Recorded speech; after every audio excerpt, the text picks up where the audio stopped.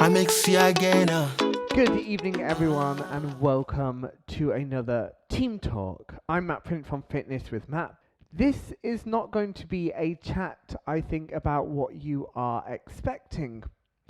Nourishing your body and soul is super important, but we really tend to, especially in the fitness industry, focus on nourishing your body at a biological level.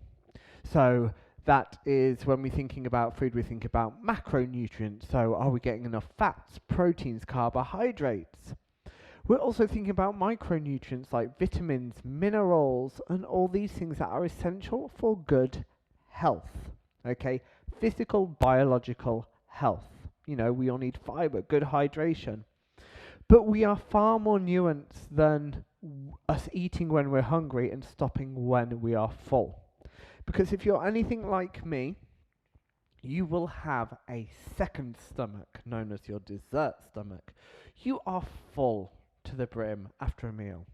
You know you are full and you're not hungry anymore, but you aren't satisfied. You still want to eat.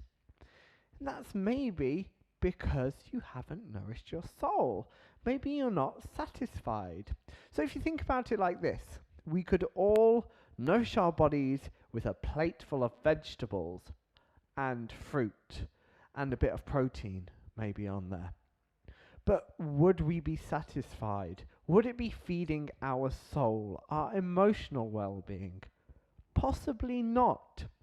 So often we are eating what we feel we should rather than what we want. And if we do that too much, we end up overeating and get in a cycle of guilt and shame. Because we will eat what we actually really want past the point where we are full. So even though we're full and we've had what we think we should, we're going to keep eating to get what we actually want. So this is why over-restriction and diets don't work, and eating only what we think we should. Food that many deem as good and bad. That's not going to satisfy us. Okay? And it's important that we aren't neglecting that side of ourselves.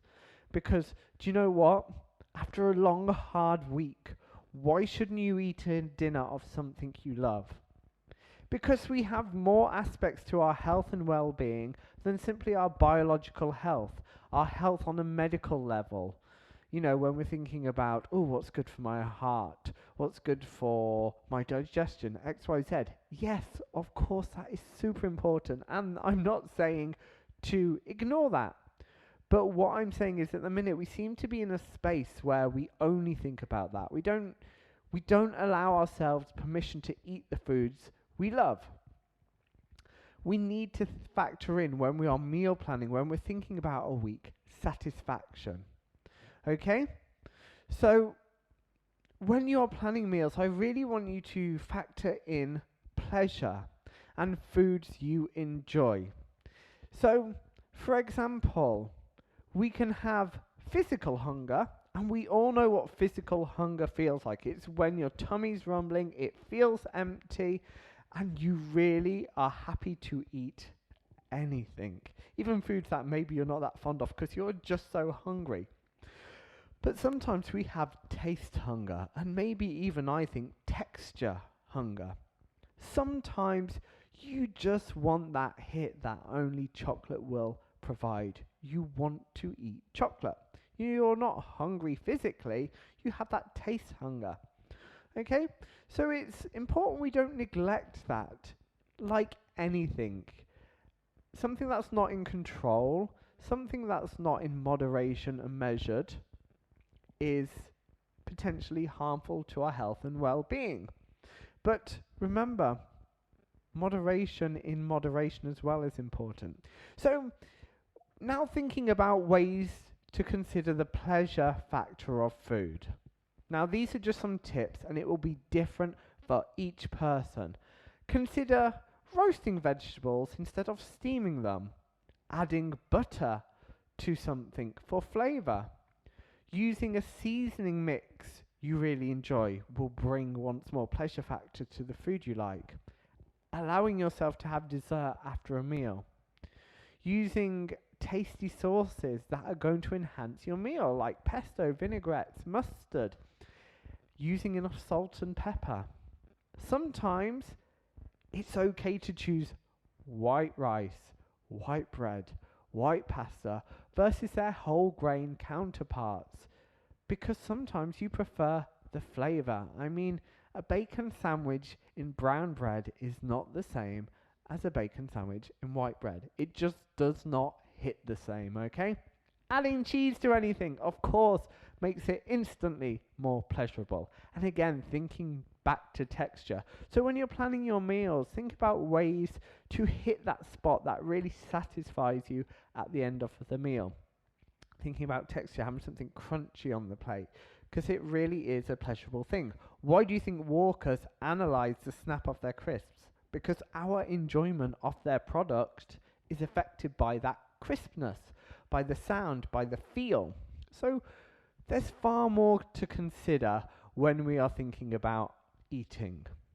I don't want you just to live your life thinking about biologically what is going to nourish your body, focusing on calories or the right balance of macronutrients. I want you to think also about enjoying your meals and enjoying food, because that way you're going to have a far more balanced and happier life. We have emotional needs past physical health. We have our emotional well-being, our mental well-being, our social well-being. How awesome is it to go out for food with friends and just eat a really good meal that you really enjoy, which maybe the food police may see as bad or not good, but it's nourishing you in a different way, and that can't be bad for your health.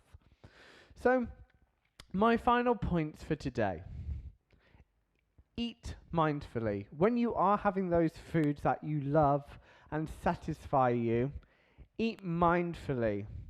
Don't rush and savor the moment. Don't distract yourself whilst you are doing something, okay, when you are eating those foods you love.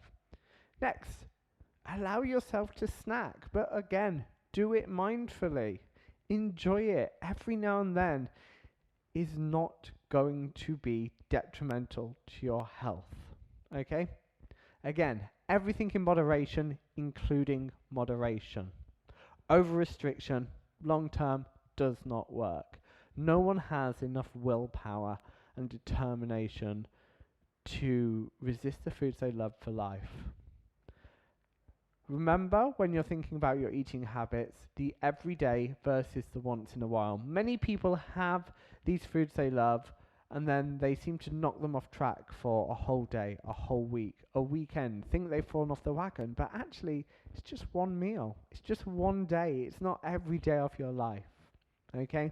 And finally, I have a lovely quote I found from Rachel Hartley on the internet, who is all about intuitive eating. As human beings, we evolved to seek pleasure from food. I think that's a really lovely thing. Instead of trying to fight it, intentionally aim for satisfaction. So, I'm going to leave you with this. Food for thought, pun not intended. Let me know your thoughts on today's Team Talk, because food often gets people talking and thinking. So I'd love to hear your views on it. So, do tune in again for another Team Talk. I'm here to empower, to engage you, to help you feel more positive about your health, fitness, and well-being. I've been Matt Print from Fitness with Matt. You can find me on Instagram, Fitness with Matt 1, all one word, no spaces, or Fitness with Matt on Facebook. Okay, and let's get involved. So, see you again soon, team. Thank you for watching. I mix you again.